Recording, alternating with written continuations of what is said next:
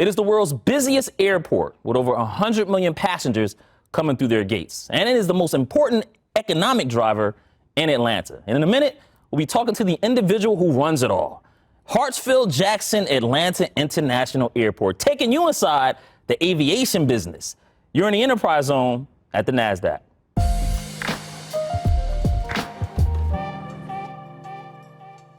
Hello, everyone. This is Jabari Young, senior writer at Forbes, and you are in the Enterprise Zone at the Nasdaq MarketSite. And I have a special guest. His name is Ricky Smith. He is the GM of Hartsfield-Jackson Atlanta International Airport, the world's busiest airport.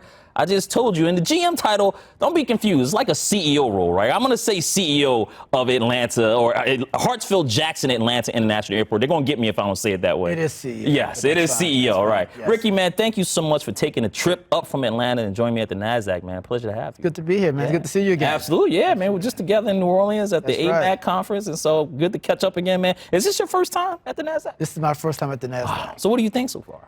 This is impressive, an impressive studio. Yeah, I like it too. I look forward to these days when I get to come and talk to guests like you, man. It's quite a thrill. Yeah. So listen, we're here. You got to give me a stock, right? What is something that you've looked at, something that's worked for you in the past? Give me a stock. I'm more of a mutual fund guy, but we were talking earlier about some of the going-ons with Southwest Airlines, and I too am paying attention to Southwest Airlines to see what they're doing. But since moving to Atlanta, and now that I'm so invested in that airport, Delta. Delta, yes. Yeah, you got to do Delta. Southwest isn't bad though. It's not bad. I mean, they already just charge money for their seats and things, so you're expecting more revenue coming up. But I like that. What type of investor is a Ricky Smith? Are you hands-on? Are you more behind the scenes? I'm more conservative. I'm more of a mutual fund guy in terms of investing in. Now, I mean, within my mutual funds, I have a variety of small caps, large caps, some aggressive stuff, international stuff. But I'm more of a real estate guy. I have real estate in my hometown, Maryland, and Virginia, and Mississippi, and I just think I have this philosophy in the family that we never give up real estate. No matter how many homes we buy, when we move, we keep the real estate. No matter what the price is? No matter what the price is. Oh, wow. Man, so somebody offers you like 7, 6, 8 figures? No, we haven't had that problem. We rent it out, and we use it to capitalize other things. You know, so, yeah, most definitely. Well, listen, man, you walk into a 5th grade class, and they say, what is it that you do, Mr. Smith? What do you tell these kids? Like, that you run an airport, or how do you explain Well, if I walk into a 5th grade class and they ask me that question, that would be like a trick question, because I'm still trying to figure out what I do. No, I mean, if you peel back the layers, because people, have a lot of mystique around airports. I mean, it's kind of like a shopping mall. It's a very complicated shopping mall that has these runways on the end of it. That's really what kind of separates it from a shopping mall. And so I am the manager of this huge mall, which is a small city. Well, in some cases, a large city. Hartsfield-Jackson's like a large city. And a lot of service providers, airlines, food and retail operators, rental car operators, they lease space from me, from the airport, to provide the service that the customer wants. Yeah. My basic responsibility is to make sure that the facilities are safe and resilient, that they're operating in a way that our tenants, that our customers can enjoy them. Yeah, as well as making sure the economic impact is there too. Well, that's a whole nother aspect. A lot of people think of airports as a mode of transportation, which they are, because they are public utilities in that way. But they're also economic engines, economic drivers. Hartsfield, you mentioned Atlanta, but Hartsfield-Jackson is the largest economic driver in pretty much the southeast region of the country. Yeah. So, we're celebrating our 100th anniversary, which is pretty amazing. Delta's doing the same thing. And so it was 100 years ago that campus was a racetrack. It was just a racetrack. And it probably employed 100 or so people. There are now 63,000 people working at the airport. And that's not the 300,000 people who are working because of the activities at the airport. Yeah, I was going to say 383,000 according to Georgia Airports Association. And so 66.7 billion economic activity. Impact. Right. Yeah. So you're right. It is an economic engine in any respect. Yeah. Well, listen, man, before we jump too much into the business of the airports, what's been keeping Ricky Smith motivated from the soundtrack 2025? What's the music that's been keeping you creative, keeping you like really geared up for your new job? It's yearning. I always Gap Band, yearning. Yeah. That's my go-to. But I just returned from South Africa, so I Shazammed a lot of music while I was there. And there are a couple pieces that I picked up while in and Johannesburg that are pretty nice. Yeah, is it, you know the name of them? I don't know the name. No, not now. You hear the tone. I can share it with you, but I don't know the name. Yeah, but you can't go wrong with Gap Band. You know, Charlie Wilson, Uncle Charlie, you can't go wrong with him, man. Yearning is my favorite. That's one of my favorite. Not Outstanding, you know. Outstanding is pretty good, but something about Yearning, man. It's, I mean, listen, Charlie got a great voice. Yes, he does. And still going strong today. I need to see him in concert. Man, you better have time. That's what I'm saying. I got to see him before it's too late. Charlie will do 3 concerts in one. Yeah. He has enormous energy. Yeah, because I just saw the Ozzy Brothers for the first time, and that was like really something. It was really interesting to see the Ozzy Brothers live. Yeah. Ron and Ozzy can still go. Yeah, not Charlie, though. No, he's not Charlie. Not Charlie. Well, listen, man, take me inside of the business of Hartsfield-Jackson Atlanta International Airport. Again, the busiest airport in the world in 2024, according to CNBC, 108.1 million passengers in 2024. The second is Dubai, which is at 92, Dallas-Fort Worth at 87, Tokyo, and then London round out the top 5. Again, a 66.7 billion economic activity going on in Hartsfield-Jackson. What is going on down at the airport? Take us out of that business. So, Dubai is about 16 million behind us, and they're probably the fastest growing in the world. So we're keeping our eyes on them. Coming to Atlanta, this is the 3rd time I've come into a new airport to take over a new airport. And there's a saying in the industry that when you've seen one airport, you've seen one airport, right? You know, people tend to think that airports are all the same. All communities love their airports. They embrace their airports because they take them to exciting places. I have not been in a community that loves this airport as much as Atlanta loves Hartsfield-Jackson. And it's not just because it has Delta or because it gets them to amazing places. Yeah. The airport is it is a symbol of the culture of the city, the economic success that the city has experienced, particularly for African Americans. The airport symbolizes all of that. And so it is so ingrained in the culture and the history, the ethos, the pride of that city, that it takes on a whole nother meaning in Atlanta than an airport does in any other city to me. Yeah. And so, I won't say that's added pressure. It's actually rewarding because they recognize the importance of the airport. It kind of gives me the support I need to do the kinds of things we need to take the airport to the next level. Yeah, I mean, listen, we were just saying I met you for the first time back in August in New Orleans at the airport convention, and I gained a new respect for people in your role. I mean, thinking about all the constituencies that you have to answer, federal, state, city, county, you have the nearby residents complaining about the noise of the airport, you have the concessionaires, right? And then you, of course, have the consumers that come to the airport.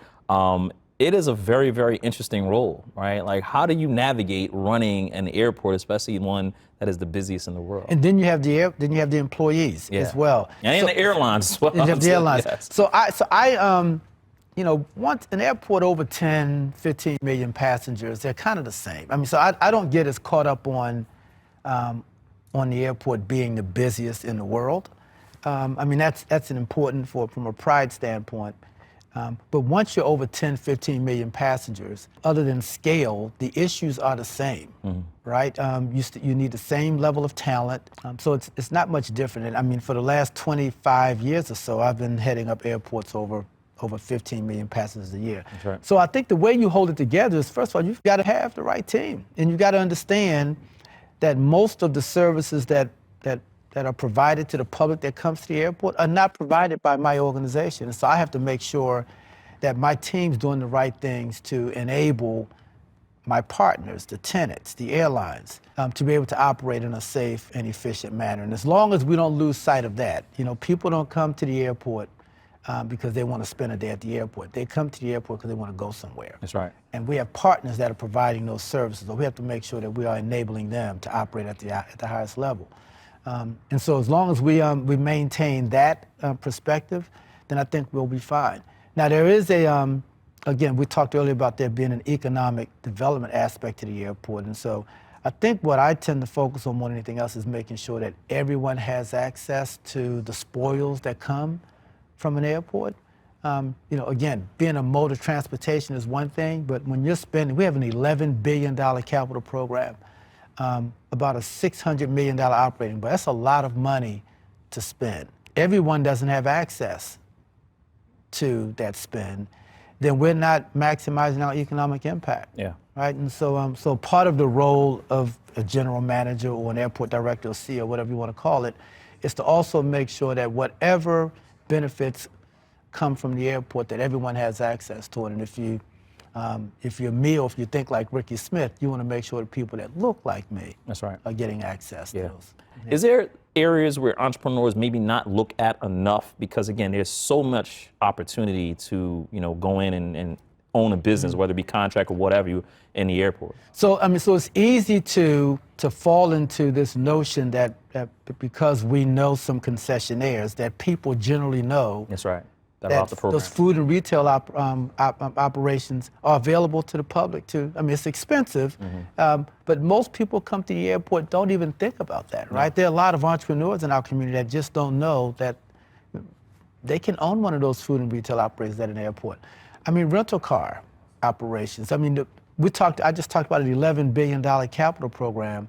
The program managers, the architects, the engineers, the construction firms, the estimators, all the associated professions that go with that. Those are all businesses that we're spending money on, right? And so it's not obvious. It's not something that that you would know just coming to an airport. But that's, again, part of the airport, a role of an airport is to make sure that we're doing things to enlighten people on those opportunities. Yeah, I know there's a challenge there though, because you talk about bringing employees and starting a business there, but then there's the aspect of getting to the airport, right? It's not always easy to get to the airport, employees to get to the airport. Is that one of the negatives of maybe having a business and working there? It's more of an issue for some airports than others. Yeah. Atlanta has the MARTA that takes you right into the airport, and some other airports around the country have a transit or a rail service that brings employees into the airport or right to the airport. But for those airports that don't, if you don't have some other form of transportation, yes, it is very difficult to work at an airport, and therefore it's very difficult for employers to find staff to work at the airport. But even like in the case of Atlanta, we have several modes of transportation to the airport. Airports are open 24/7, right? And so, for example, MARTA has to do service during certain hours at night. Well, it's not available to people who have to be at the airport 4 o'clock in the morning, for example. So yes, it's a real challenge for both employers and employees. But again, we have over 11,000 employees, and we keep working with the community to figure out ways to get them there. Yeah, most definitely. Now listen, we'll get into your background more, but for those who don't know, on April 25, you left, BWI, Baltimore, to take over this job at Atlanta. Yeah. Is it feel at home now? Are you still kind of getting used to this? First of all, BWI, that's home. That was going to be my last job. Yeah. But you just don't turn down the opportunity to run the busiest and most efficient airport in the world. That's right. So I have to say that. My team wants me to say that. And coming to Atlanta was kind of easy. I have so many friends and colleagues and relationships with people in Atlanta. I don't feel like I'm coming into a strange place. Yeah. And so yeah, I'm settled. It feels like home.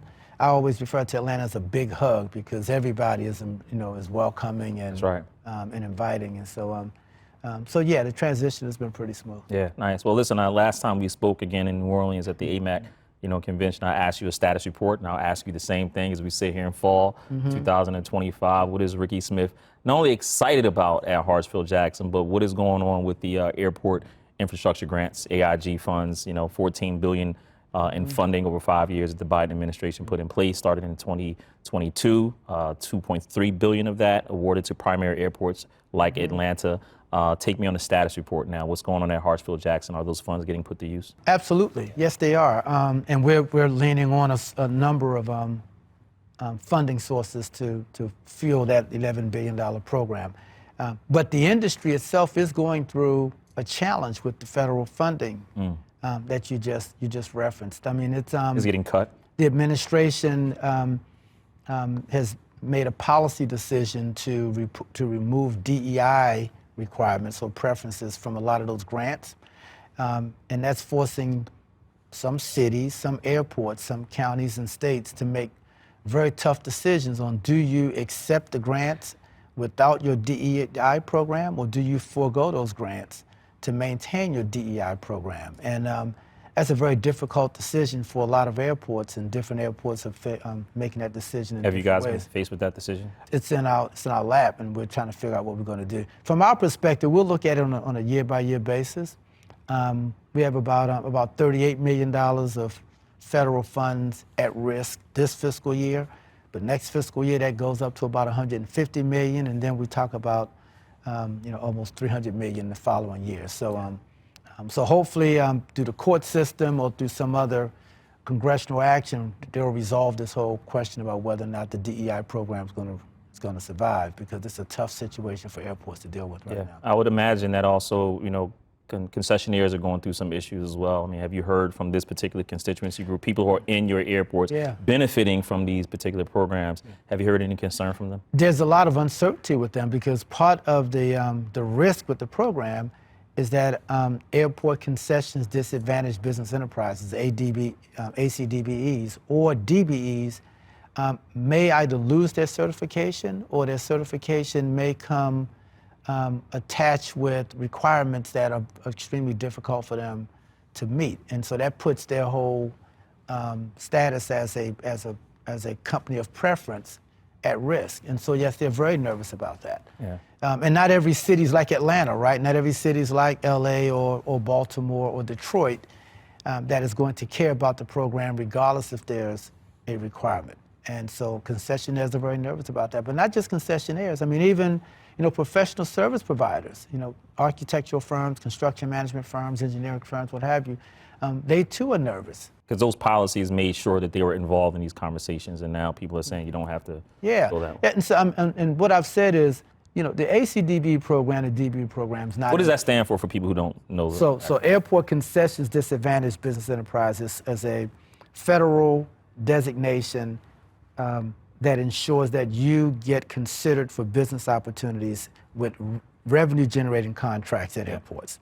Disadvantaged Business Enterprise, or DBE, is the same, except it applies to money that's being spent, not revenues. Okay. Not revenue. I mean, it's a challenging situation for everybody. What I've said in the past is, those programs were not put in place for cities like Atlanta or Baltimore or LA. I mean, California's been dealing with race-neutral programs for 20-something years now, and they've done quite well, because those cities are going to make sure that their communities are taken care of. It's really for those communities that don't have the same appreciation for making sure that everybody has access to opportunities.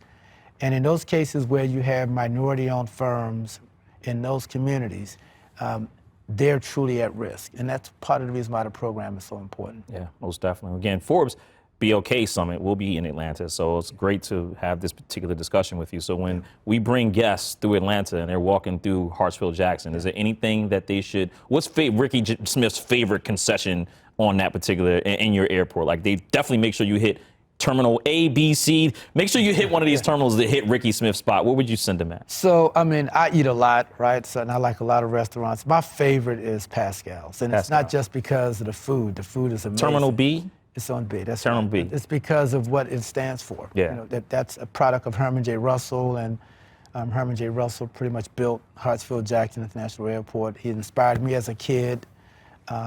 The family is just an amazing family in Atlanta, and so it's not just the restaurant, it's what it stands for, but it's Pascal. So make sure you visit Pascal's when you're walking through Atlanta. Absolutely. I love it. Well, listen, what is Ricky Smith seeing as far as the state of the consumer in the airports? Are you seeing any slowdown, any differences in numbers as we sit here year over year? It's a volume business, and so if traffic slows down, then the spend will slow down. But we're not seeing traffic slow down. Traffic continues to be strong, and so people are spending. We just have to make sure that we are giving them a product that they want to spend money on. What makes us a little nervous is, do you decide for example, to have lunch before you come to the airport, because the airport doesn't have an option for you that's preferable. And we're just trying to make sure that we revamp the program in a way that that decision is difficult to make. Yeah, It's absolutely. easy for you to make the decision to eat at the airport. You got to eat at, Hartsfield-Jackson. You have to. I mean, you have to. Right? It's too big of an airport. We got over 500 options. So you got to eat at. I always eat something at Hartsfield-Jackson. Right. Like I have to, no matter if I'm hungry or not. I got to just eat something just in case. See, we like passengers like you. Yeah, listen, it's necessary. Only problem I have, and I think I've shared this with you, is I don't have enough lines to get in there. Like it's like 2 or 3 security lines. Oh, and the lines are security. I have TSA now, so this will be the first time that I use it going through Hartsfield. I'm looking forward to this. So you have pre-check now? I have pre-check now. Okay, Yeah, I'm good, looking forward good. to this because I got tired of waiting in lines. Like I was just tired. Well, we've actually reduced the wait time in lines in half. Oh, that's good. Yes. Since when? This was about 3-4 months ago. Okay, that's good. Yes, That's and we're introducing new biometric technology to make it even quicker. that's needed. Facial recognition technology is making it a lot easier. Now, where we struggle is we still have to figure out a way to screen baggage. We can screen the people easily. It's the baggage that we're still working on.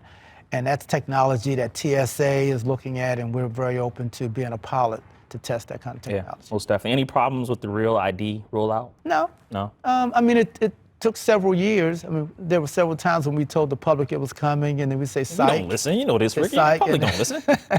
So, no, Real ID has been a smooth transition. It's because I don't have one. I use my passport. What? And You don't- because the line in New Jersey, I live in New Jersey, and the line is too long to get one now. Like everybody's getting one because it's required. So I said, the public doesn't listen. We waited all this time for it. All right? I mean, it's just true. But what is nobody talking about that's happening at the airport? You know what I mean? Listen, again, I get into your background, but we mentioned dealing with politics, right? Especially from the federal government, but and obviously minority business participation being under attack at airports. But is there anything else that's going on within the airport industry that no one's talking about? Well, I don't know that people are talking about the nervousness around international travel, right? There are people who are very nervous about leaving the country. I had a conversation with a gentleman in Johannesburg last week, and I asked if he was coming to World Cup because Atlanta is hosting FIFA next year. And he looked at me and he chuckled and he said, "Yes, I'm coming to Atlanta, but I'm coming through another country." I mean, people are so nervous about how they get in and out of Atlanta, both Americans and people that are coming into the country from somewhere else. People are just nervous, and at some point that's going to show up in our traffic numbers, particularly our international traffic numbers. But right now, our traffic numbers are strong. Yeah, I was, reading in the Blue Book, Federal Reserve Beige Book about, slowdown in international travel earlier in the year. Yeah. And so you're saying now that it's still kind of high, but you Right now, it's still strong, Yeah, but you can part see of that is because we've introduced service to some new markets. Yeah. Right, but traffic is still strong right now. But ask me that question 6 months from now. Yeah, I mean, it's true. I mean, economic slowdown, the jobs numbers coming in, and things are not looking as strong. Maybe interest rates dropping, maybe that helps things on the housing market at least. But what's the most common consumer complaint that you have at the airport? The most common, well, it's I'll give you one that's more entertaining. If you don't have a Starbucks, yes, people complain. People get mad if you don't have a Starbucks at the People airport? get mad if you don't have Starbucks. That's Now, people complain about restroom lines being too long and Yeah. security checkpoints. I mean, waiting too long for their bags. That's the easiest stuff for me to give you. But yes, if you don't have a Starbucks in your airport, people complain about it. That's really interesting. I thought it would be baggage and waiting too long for their bags Yeah. and things like that, because everybody's always annoyed. Yes. They want to get their bag, get out of there. Yeah. But if you don't have a and it makes sense, Ricky, because even when I walk through Hartsfield, the Starbucks line on each concourse always wrapped around, right? I'm thinking to myself, what is in this Starbucks that people craving for this stuff early in the morning? But coffee's coffee. Yeah, Starbucks coffee is, I guess, it's kind of different. Now, people complain about those other things too, right? They complain about checkpoint and the baggage and restroom lines and how difficult it is to get through the inner roadways. All of those things, they complain about that as well, parking. But the most surprising thing is when people complain when there's not a Starbucks. How does Ricky Smith lead, especially in a times like this, right? I mean, we can talk in politics, all the stuff that the airports have to go through. You look around the country, right? We're going through our own division. Look around the world, we got geopolitical tensions, right? How does Ricky Smith lead in this time? How do you keep your employees motivated and unified? It's not about me. It's not about Ricky Smith, right? We have some almost 1,100 employees that work for the Department of Aviation. And those are the people who do the real work.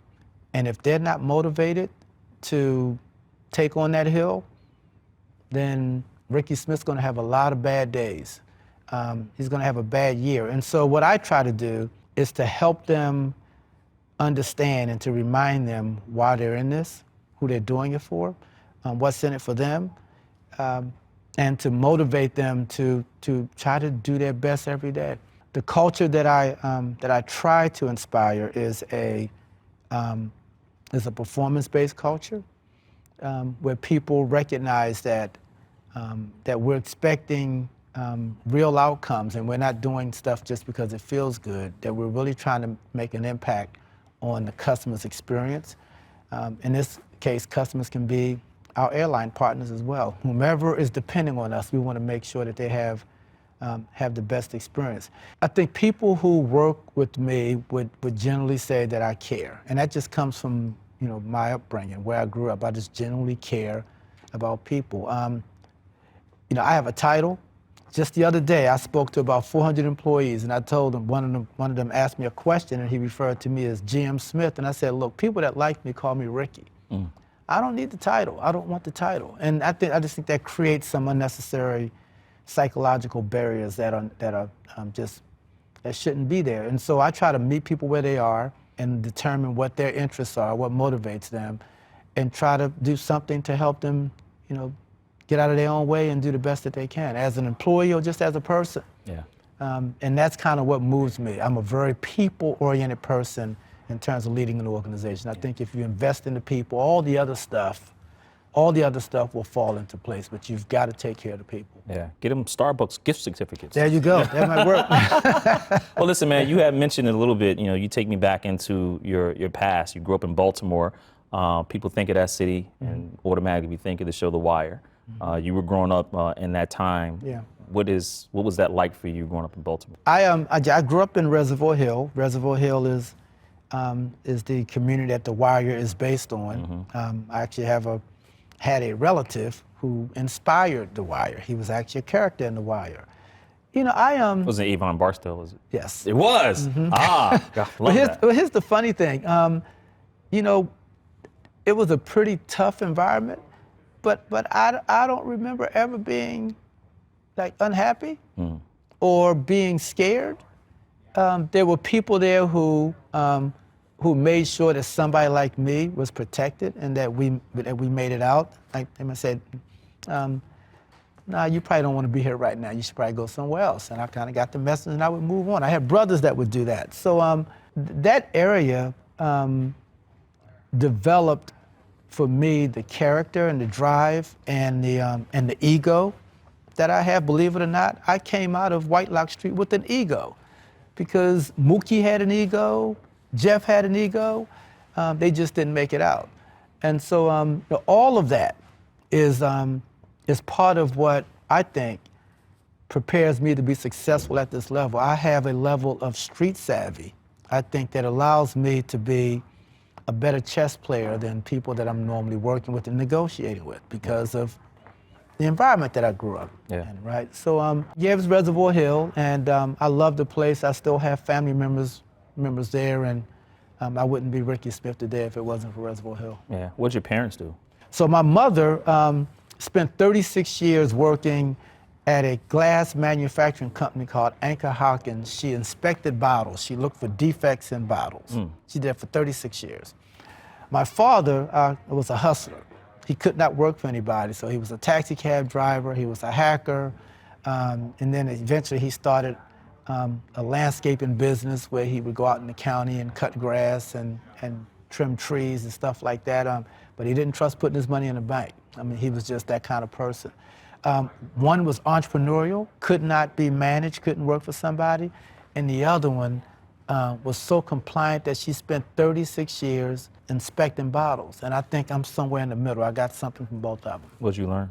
Well, from my mother, I learned that that there's some value in seeing it through, right, and being around and putting in the time and seeing it through. From my father, I learned that there is that you have to be open to risk and creativity and innovation.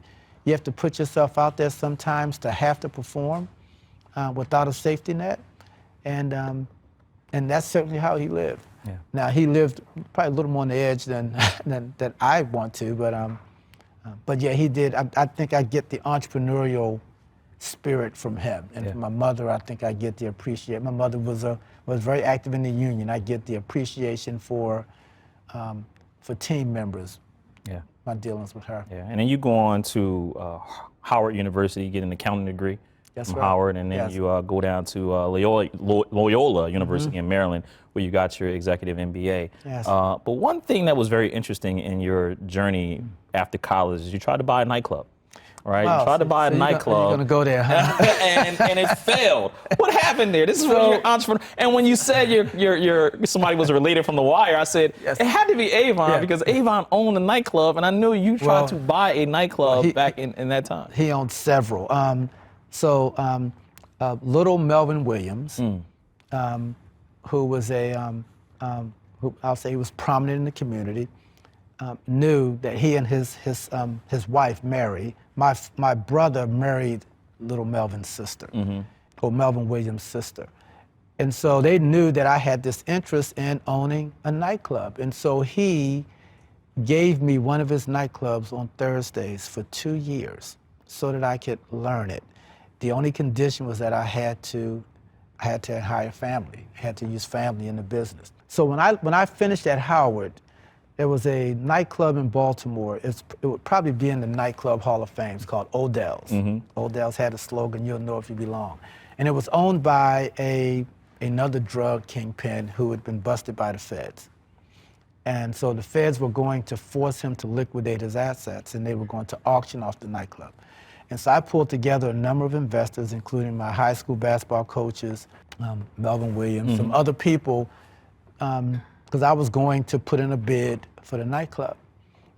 Well, somehow he was able to transfer it to another family member, so it never went up for sale. Wow. And I remember going back home one day, my mother said, "Son, I love you to death, I love you here, but you need to get a job." This consulting stuff I was doing at the time, I had an income tax service where I would go to people's homes and do their income taxes, but that wasn't doing enough. And that's how I started at the airport. I applied for a job. Budget manager, right? Maryland Aviation Administration, spent time. Also the State Highway Agency, you were there as well. Eventually grew to Chief Operating Officer in Maryland.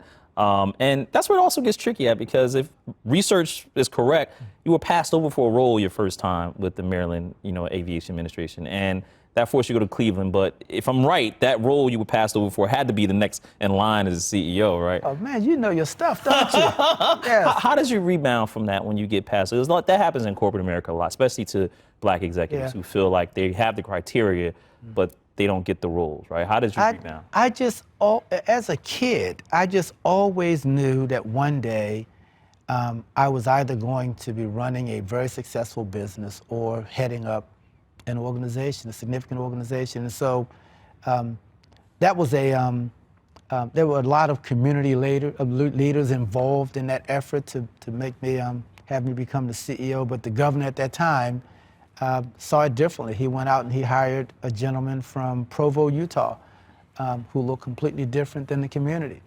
And so I knew then that it wasn't going to happen for me. At least I would have to wait, and I didn't want to wait that long. And so the mayor of Cleveland, Frank Jackson, was looking for an airport director for Cleveland. The airport system there was in shambles. And he convinced me to come to Cleveland, and went there. I figured I would spend about 4 years there. 10 years later, I'm still running the airport, and it's one of the best airport systems in the country. New governor in Maryland wanted to know if I was willing to come home, because he wanted me to come home to run BWI. And here's the funny thing. The governor at the time, the guy that asked me to come back, was Governor Larry Hogan, Republican Governor Larry Hogan, the most popular governor in the history of Maryland at the time. He was the appointment secretary for the governor that would not give me the CEO job. Wow. And he did not like the way that was handled. So when he became governor, one of the first things he did was reached out and you got the role to me to bring me back, yes. And so I did that for 10 years, and that was going to be my last one, as I said earlier. But then Atlanta called you. Yeah, Atlanta you had called. to. Did you have to apply to Atlanta? Like, who convinced you to take the Atlanta? So it's interesting. Normally, when they do these searches, they will go to some airport CEOs or airport professionals to get advice on their selection process. So I started out advising them on what they might want to do to make the opportunity more attractive to people. I think it's pretty public. One of the issues with the Atlanta job in the past, it's the best job in the world given the airport that you're running, but the salary was an issue, and the lack of a contract was an issue given how politically charged the area can be. I'm learning that it's no more politically charged than any other city, but anyway, that was the reputation. And so I was advising them, informally advising them, and somehow that advisory role morphed into a candidate.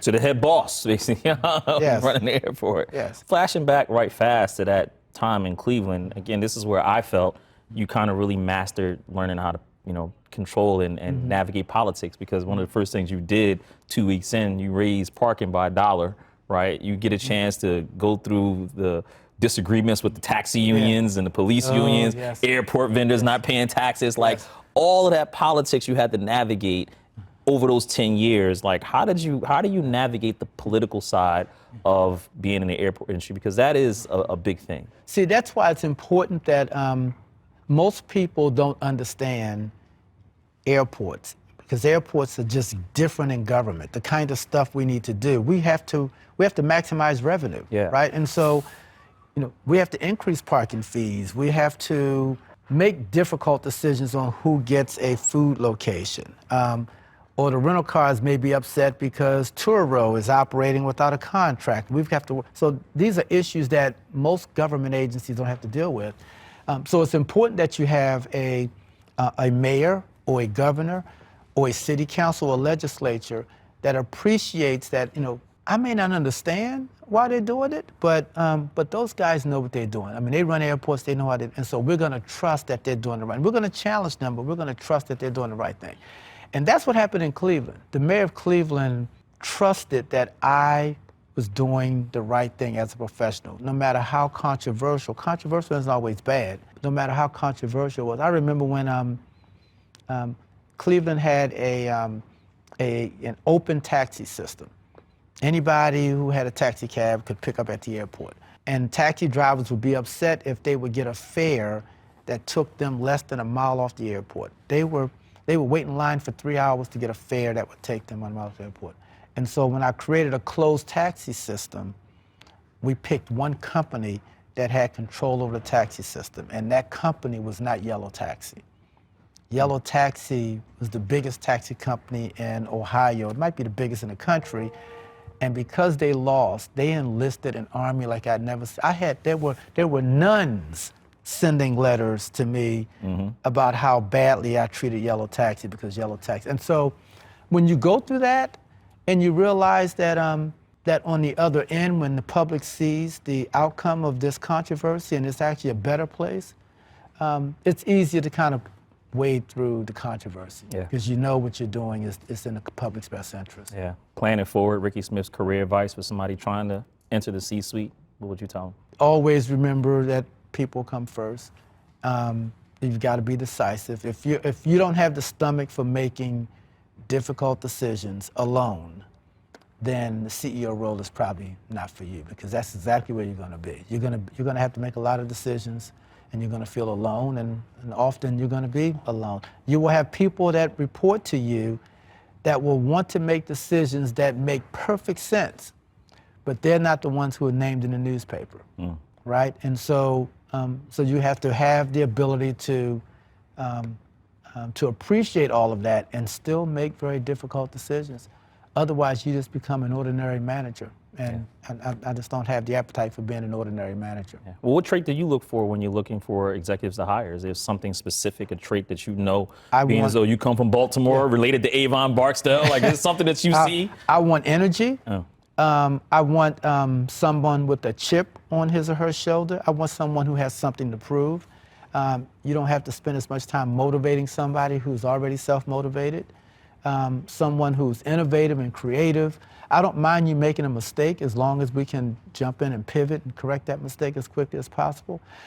Someone has to be loyal to the organization. I don't necessarily press people to be loyal to me, but be loyal to the organization, because if you're loyal to the organization, then we'll get the right outcomes. My success has been, if you look at the management teams that I've had the pleasure of working with, they've normally been the youngest management teams in the industry, because I tend to attract a younger set of leaders than some other leaders might attract. And part of that is because I don't focus as much on how long you've been in the room. I don't look for 25, 30 years of experience. I look for competency, right? If you have the right competencies and you have the energy and you have the drive and all of those other competencies, then I can work with everything else. But someone who's been in that space for 25, 30 years, it might be a more difficult person to have adjust to the environment that I need them to adjust. Yeah, especially in this age. Yes. Get you out of here on some fun stuff, quick stuff here. You ever made $1 million? Not at one time. No, but you have made it in your life. Yes, I have. Oh, I love that. What did yeah. you spend it on? How did you spend $1 million? Okay, so let's put the kids aside. Okay?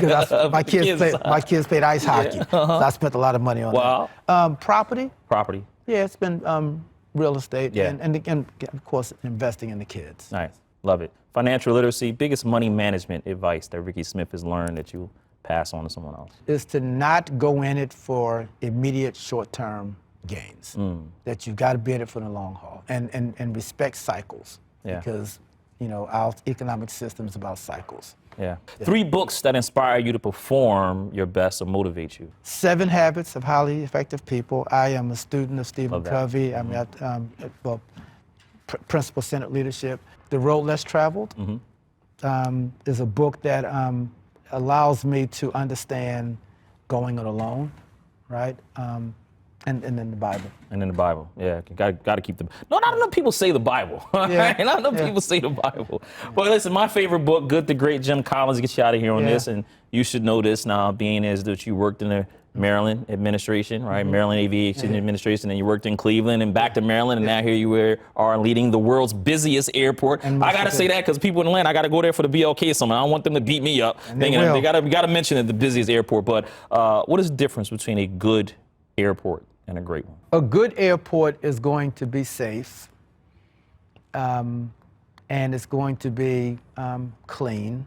It's going to be orderly. A great airport is going to be safe, it's going to be clean, but it's also going to drive economic impact, and it's going to have an appreciation for the customer experience that's over the top. That separates the two. Yeah. Most definitely. Is this going to be the last job that you have, right? Yes, this is it. This is the final one? This is my last job running an airport. That's right, because you're ready to finally go buy the nightclub, right? That's what. That's right. Exactly. Ricky Smith, the general manager / CEO for me of Hartsfield-Jackson Atlanta International Airport here in the Enterprise Zone at the Nasdaq. Thank you for listening. Thank you for watching.